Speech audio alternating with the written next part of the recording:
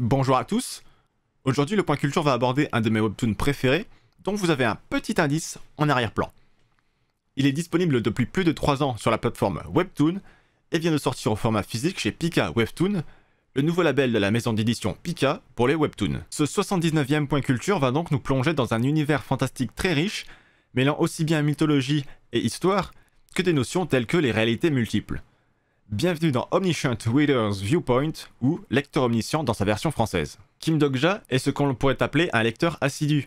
Cela fait maintenant plus de 10 ans qu'il lit un roman en ligne, Les 3 façons de survivre dans un monde en ruine, aussi surnommé le guide du survivant. Et en 10 ans, ce n'est pas moins de 3149 épisodes qui l'ont accompagné pendant une grande partie de sa vie, et surtout pendant les moments difficiles. Et malgré cette longévité impressionnante, Dok-ja est le seul lecteur assidu du guide du survivant.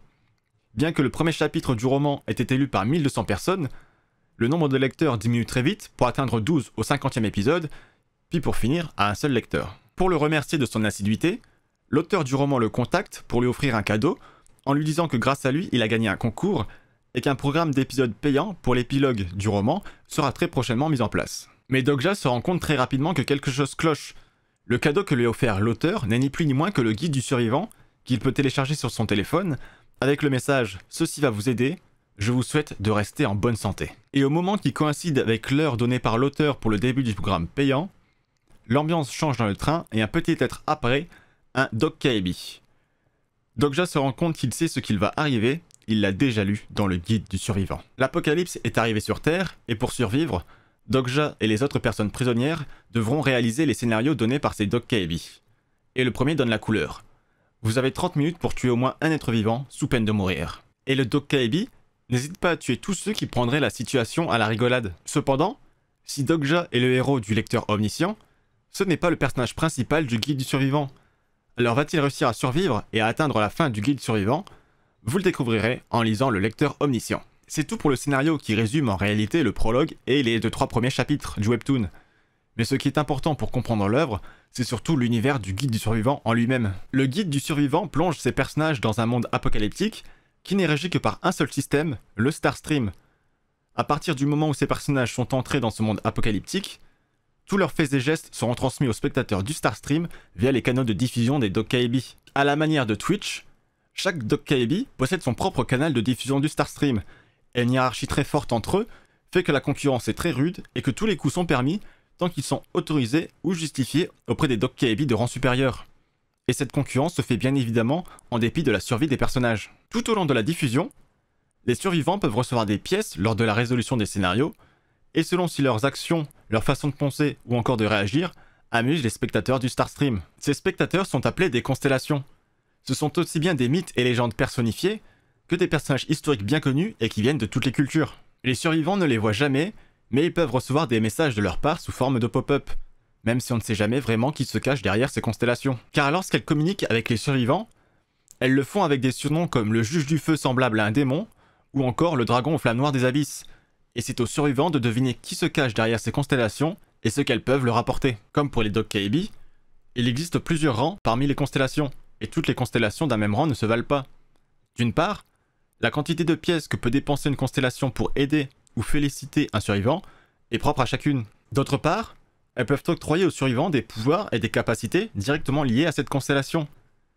Ce qui fait que même une constellation de rang supérieur peut, selon la situation, être un moins bon parti qu'une constellation de rang inférieur. Les constellations peuvent également, si elles estiment par exemple un survivant digne de leur philosophie ou le plus proche de leur idéal ou de ce qu'elles étaient, devenir le sponsor de ce survivant. Un survivant ayant passé un tel contrat avec une constellation se voit appeler l'incarnation de cette dernière. Et un survivant ne peut avoir qu'une seule constellation sponsor, c'est donc une décision lourde de conséquences. Et du soutien, il leur en faudra pour qu'ils puissent survivre dans cet univers.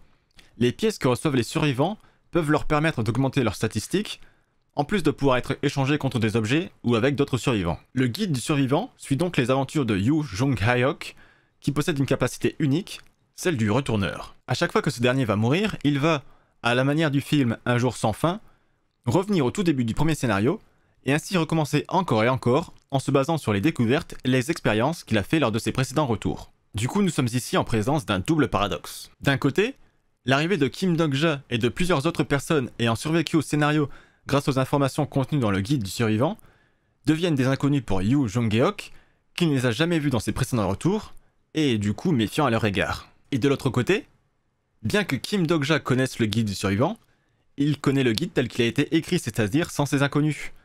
Et ces inconnus vont faire que, bien que sachant qu'il s'agit du troisième retour de Yu Jong-geok, les événements ne vont pas se dérouler de la même façon que lors du troisième retour dans le guide du survivant. L'autre paradoxe est également lié à la capacité retourneur de Yu Jong-geok. Étant le personnage principal du roman, lorsque le héros meurt, l'histoire reprend au nouveau retour.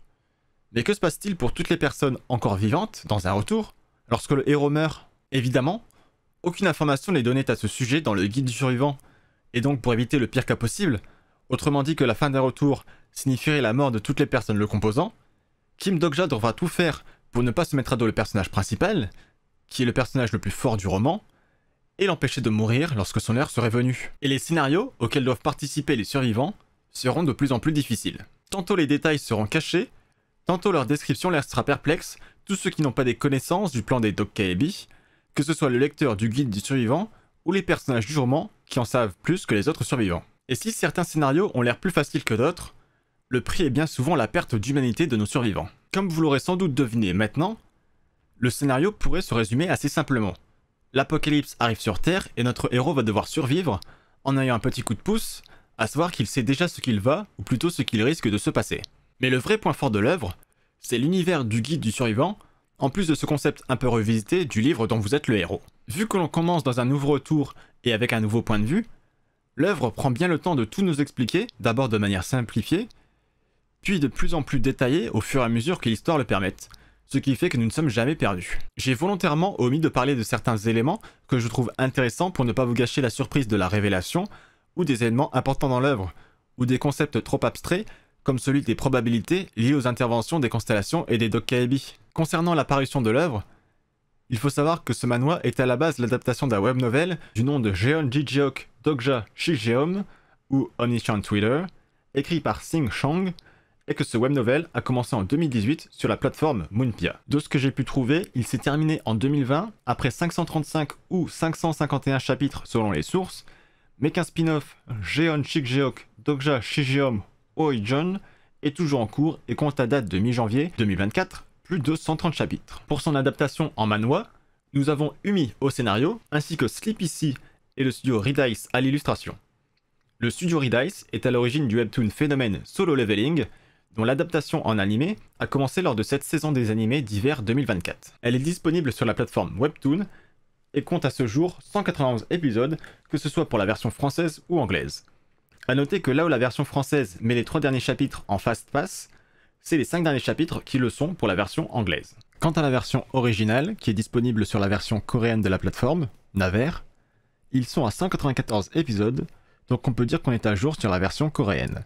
Car 3 semaines pour se dire de traduire et de faire les relectures du coréen en français, c'est plutôt rapide. Concernant les jours de parution, ça nous donne mardi pour la version coréenne, mercredi pour la version anglaise et vendredi pour la version française. Côté parution physique, la maison d'édition Pika vient de sortir un tout nouveau label, Pika Webtoon, pour la parution de ses webtoons.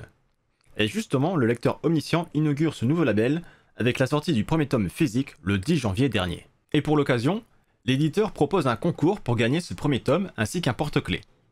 Si la vidéo sort comme prévu, vous devriez encore avoir quelques jours pour participer au tirage au sort. Vous pouvez retrouver le lien du concours dans la description. Par contre, petit détail, le nom de la version physique chez Pika est Omniscient Reader's Viewpoint et non Lecteur Omniscient comme sur Webtoon. Probablement une question de droit, vu que c'est le titre d'origine du web novel, là où le titre anglais sur Webtoon est également Omniscient Reader.